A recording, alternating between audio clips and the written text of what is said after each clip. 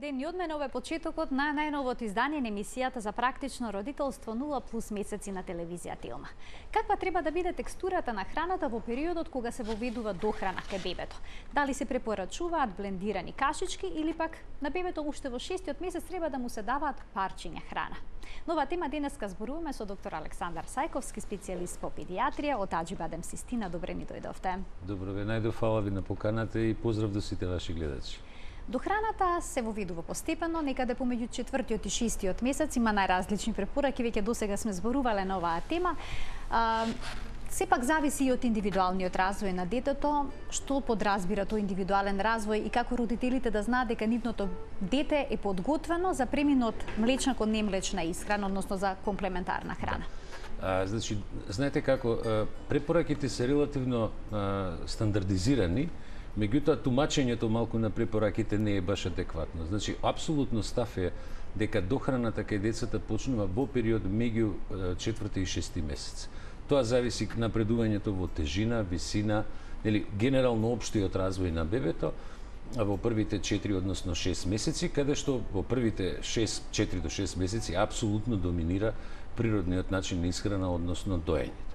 Така да воведувањето на храните според препораките кои што се дадени од Европската комисија за безбедност на исхрана, од Европското педиатриско здружение и Америчкото педиатриско здружение, дека се почнува меѓу 4-ти и 6-ти месец. Она што е можеби интересно у старт да го кажеме, тоа е дека во измени во препораките има во основа на тоа да не се внесуваат сокови кај деца.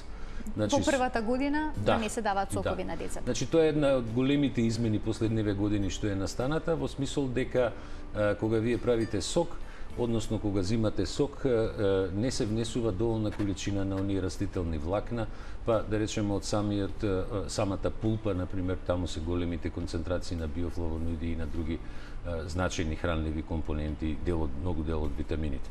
Така да денеска веќе не се препорачува онака рутинско давање на сок кај децата. Така, а како родителите да знаат дека детето е подготвено за дохрана? Има ли некои знаци? Дали треба да седи или нешто слично? Да, апсолутно.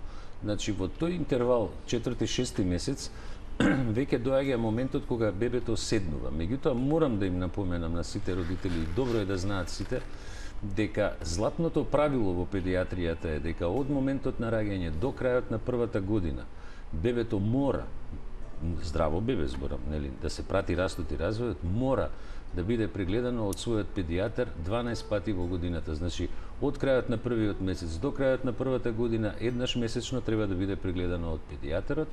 При тоа да се мерат и пратат 3 клучни параметри за растот и развојот, а тоа се обемот на главата, тежината и висината.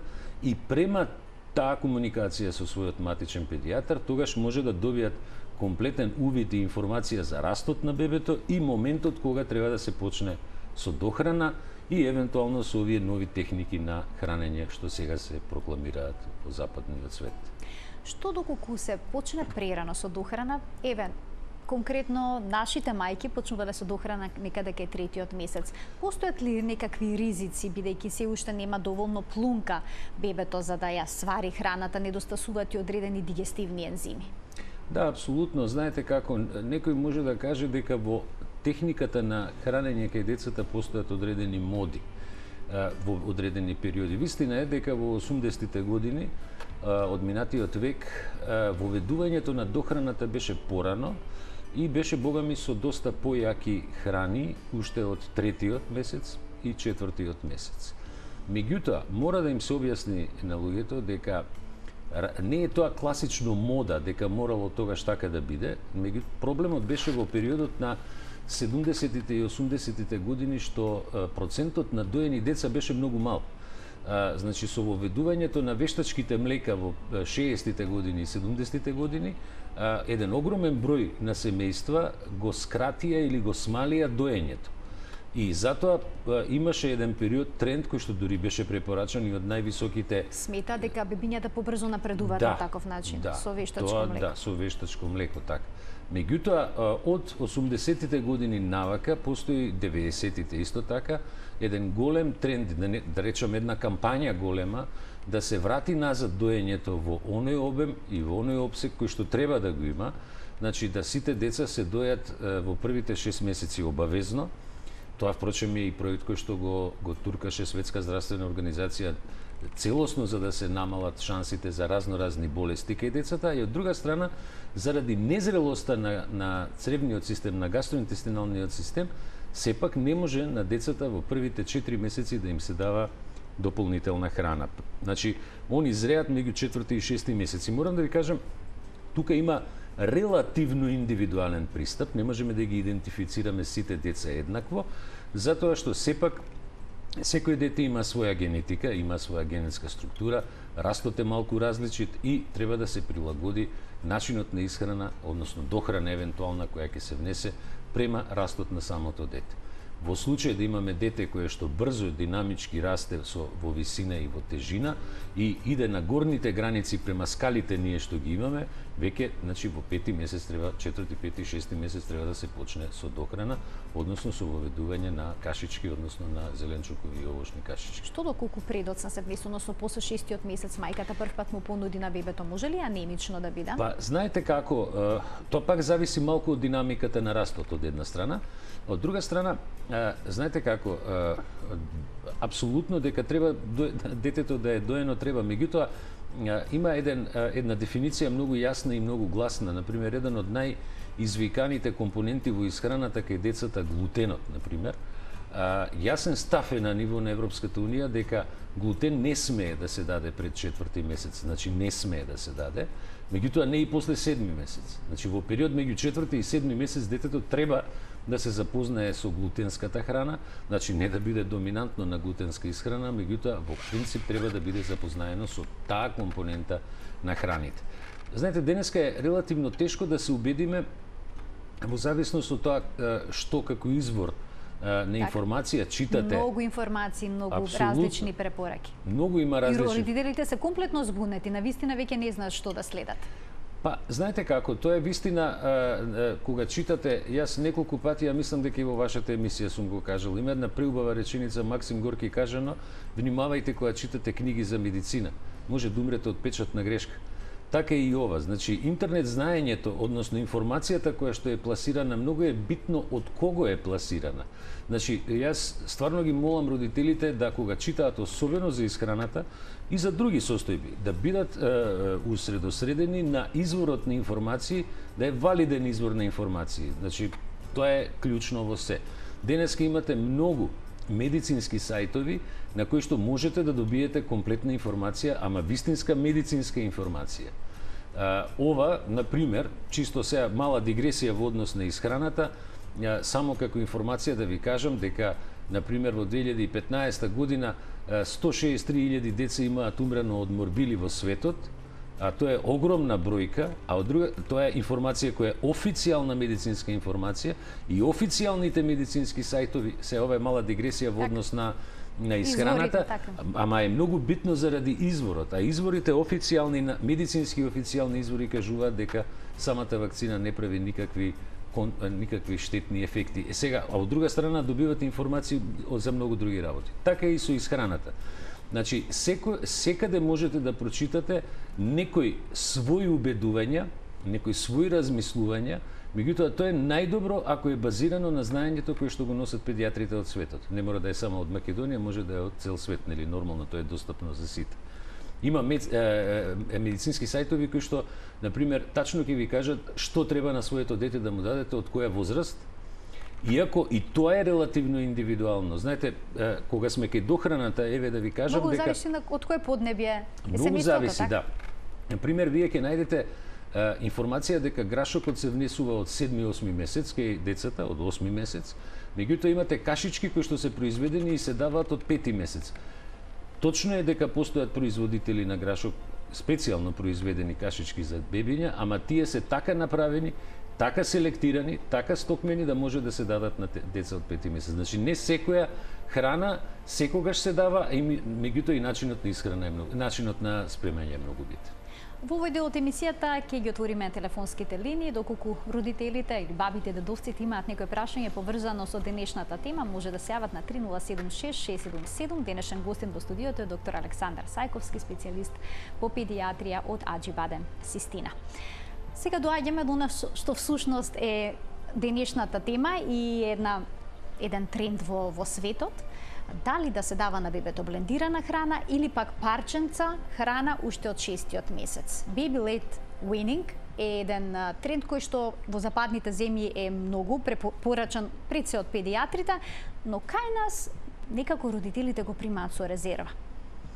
Каков е педијатрискиот став кај нас?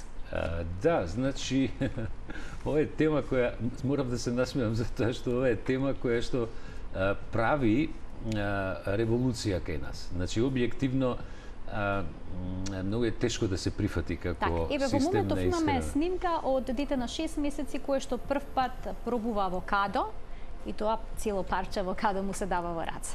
Знаете, како овој тренд на исхрана во форма на парчиња не е тренд нов, е некако нов сега, се пробива на некој начин во светот. Во Соединетите американски држави е доста тоа распространето.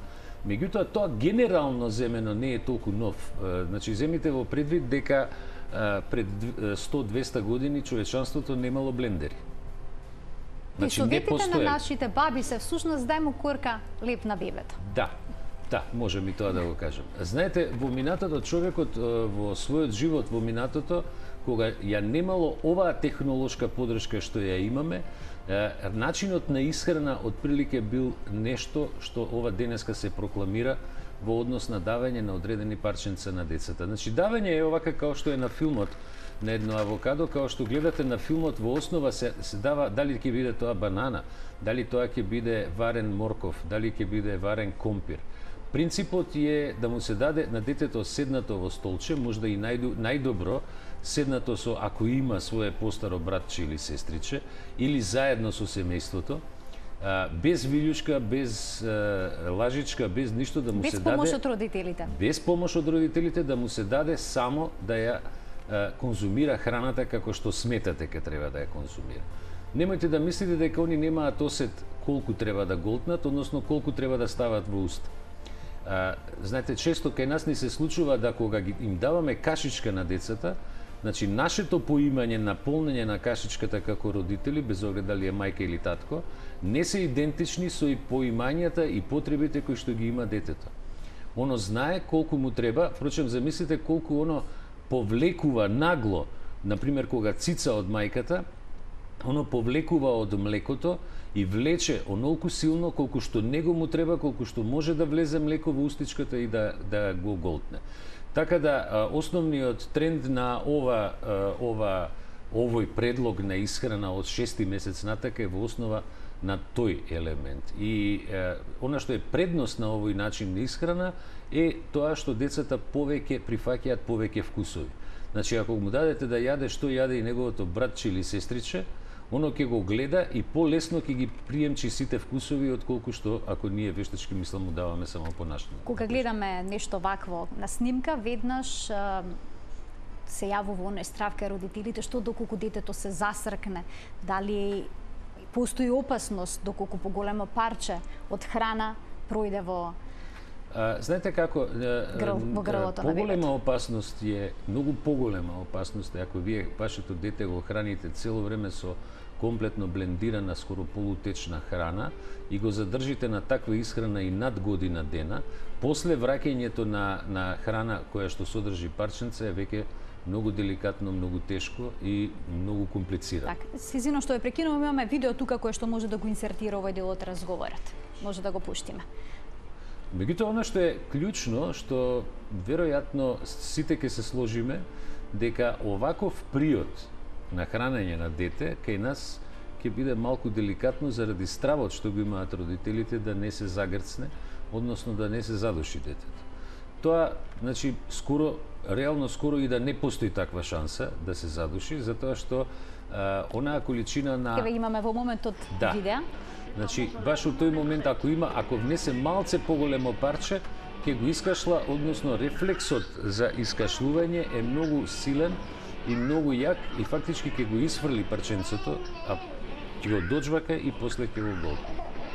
Така, во моментот токму тоа се случува, значи децата имаат рефлекс за да го исфрлат парченцето, иако ова изгледа вака страшно кога ќе се види од страна. Да, значи реално така е, изгледа во моментот страшно и стравот е кај нас повеќе да се дадат парченца, ова е дури вака едно големо парченце на храна која што детето ја има голтнато, ова што оди на видеото.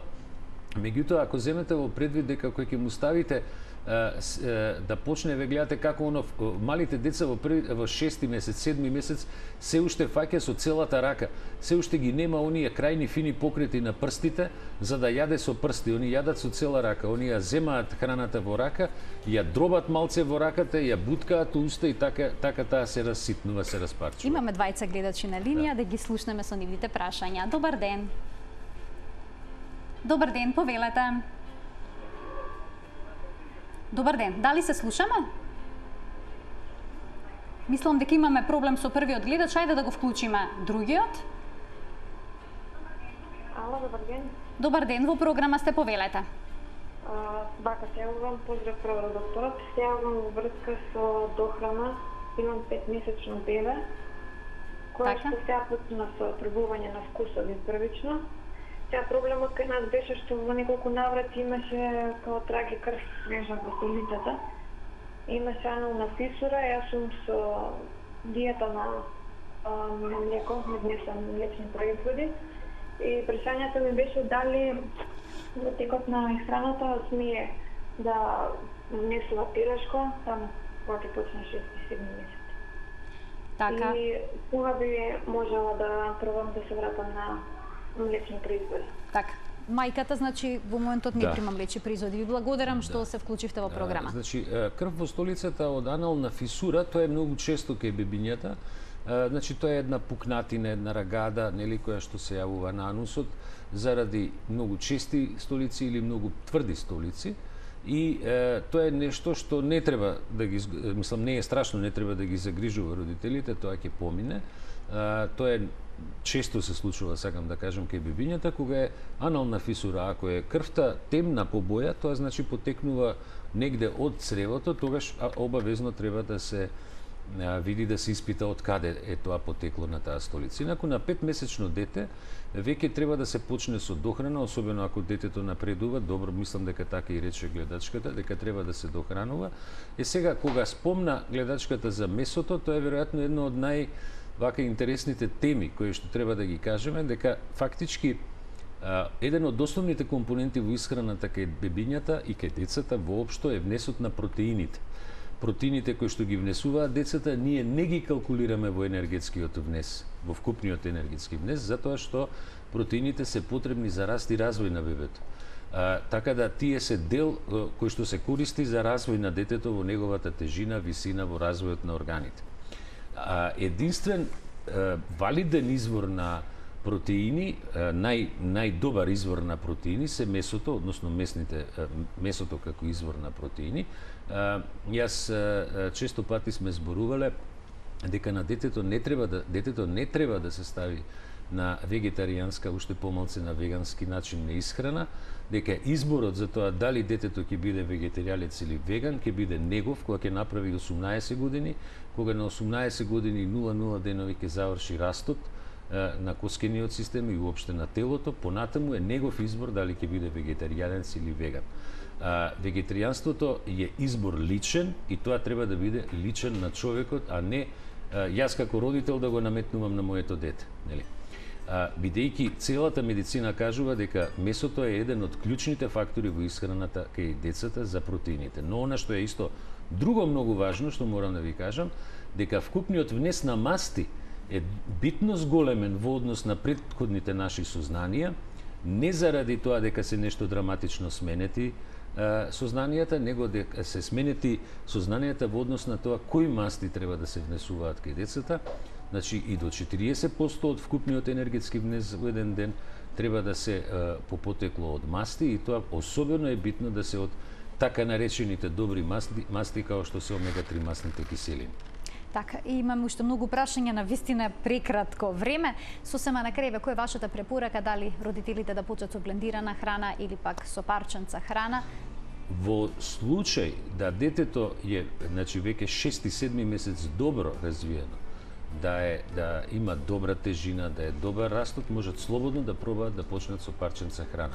Сигурно е дека тоа детенце ќе биде под контрола, нема родителите сами да го остават, нели, заради стравот да не се загрцне.